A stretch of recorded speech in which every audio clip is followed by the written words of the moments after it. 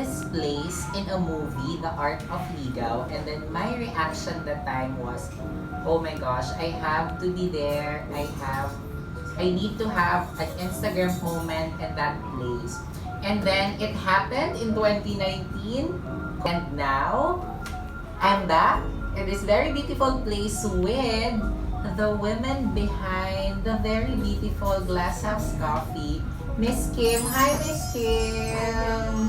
Thank you for having me. Oo, diba? So kung unsa kataas akong energy, so very subtle lang po si Miss Kim. How are you po? How's the business going? This very challenging times. I feel actually hopeful because we do the reservation basis kasi, and a lot of people are messaging us, so that's deep attention that we've been getting na when we were still starting we did not get.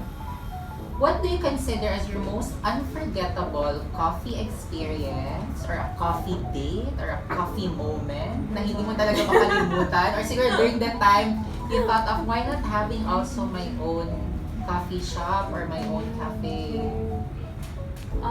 Thanks for asking that because not a lot of people really want to talk about that. It's about how did you come up with the idea, ganyan. Pero the story behind me entering coffee is actually special then for me. So, years ago, when flying in and out of Davao was still not a problem, you can just go to Manila or Cebu for a weekend and it won't cost you so much. So, I discovered a lot of coffee shops there. And I feel like nauna sila eh. I mean, that's where I first tried coffee drink. That's just milk and espresso. Okay. Kasi in Davao, like 5 years ago or 6 years ago, what's loved by people are the wraps, diba? Yeah. Like lots of flavors. So I was just there at this cafe that I super loved, and then they have this espresso blend that they call Dark Matter Theory. So it tasted like chocolate, and basta the espresso itself is already super tasty. If you add milk, it's super good. Like you would taste chocolates even if there wasn't a chocolate syrup. So yon, I was just there and then just people watching, and then wala, I felt inggit na oh my god, we don't have this scene. Yes. They don't have this scene at home. So why not try to bring the blend in Davao and let's see what happens. So an opportunity came, and then yeah, we built the 4-table cafe. It's a cafe with just 4 tables, so super unimaginable for the business-minded person. And then I brought the blend here. So the roaster, we still get from them actually. Yeah, we still get from them. So I don't know, it's super nice to see that at the end of the day when we do inventory and accounting, a lot of people order flat whites and plain lattes na. So that's a big step for us na. I mean, that's something that's super big for us to experience here. Na, oh my god, people show up and just want coffee and milk. But of course, I know that the process is really not easy of putting up your own cafe. So all throughout that journey, what did you discover about yourself? I discovered that I'm actually not afraid of numbers. I don't know, because it's kind of like the prejudice against liberal arts majors in college. I majored in philosophy. So, I know a lot of the traditional business persons or entrepreneurs, they wouldn't expect someone coming from liberal arts would open a place like this and then actually do everything. So I do everything. I even mop the floor and I clean the tables. Until now, I still do the groceries for Glasshouse. Like everything, as in. So, I did not expect na, yeah, like what you said, I can do such thing because I've always seen or perceived myself as someone who's just in the academe and teaching. I'm a philosophy teacher. I'm a philosophy teacher, and then even hindi ko din na-expect na I can do business and love the analytics part of it. Kasi by the end of the day, we have the POS, and then we see the numbers, we see the graphs, the rising and falling. I and my partner, he's more of the math guy. We love seeing the numbers rise and fall. And I would say opening a cafe is really not just about making coffee and cooking or baking. It's also super interdisciplinary. Like there's a psychology part of it. So why do you think people are so in love with coffee? That be hot or cold? Because coffee tastes good. As simple as that. Yeah, number one, coffee tastes good, and at the same time, I don't know, it makes me feel good as well. So there's a sensory part to it.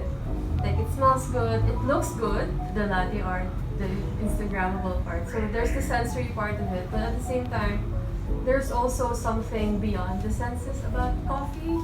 Because I don't know, it makes makes you palpitate for some people. Yes. Diba? Pero I don't know, some people when they drink coffee, they tend to get this creative rush and they wanna discuss big questions, they wanna do creative things. What do you consider, Miss Kim, as really the foundation of this business? It's a purpose-driven endeavor. So when that is established in the very beginning, before the structure is even built, it's already the best foundation that you can have for your business.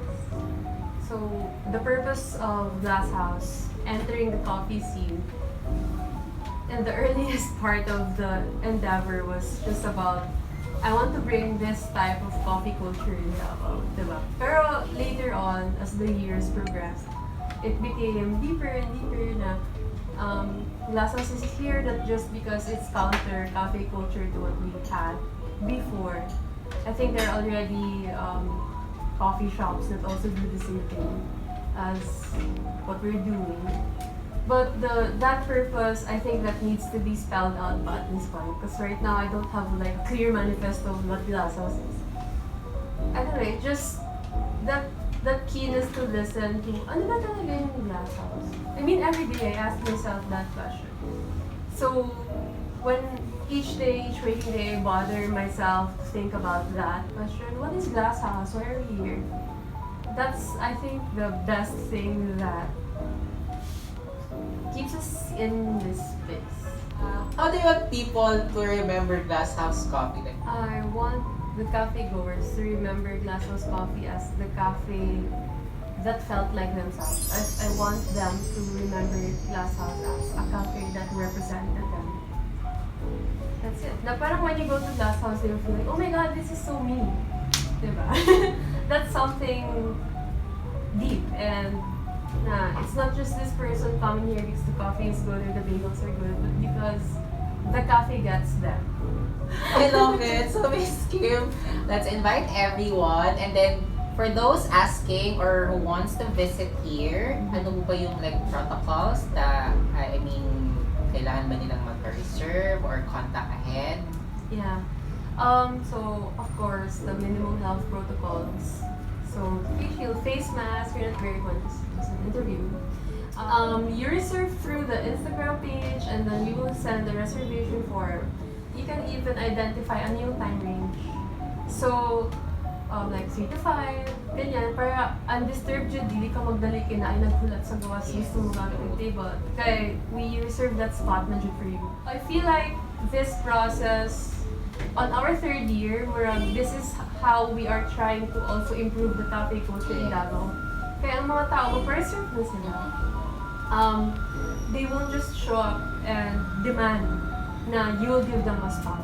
Kaya this would just show on the part of the people who run the place, especially na there's coffee, like as an overarching idea. It's a good discipline also, Yeah. the reservation thing. It's super respectful actually, super polite. We love it. Okay, thank you so much, Miss Kim. Thank you for your time. Love local! Support local.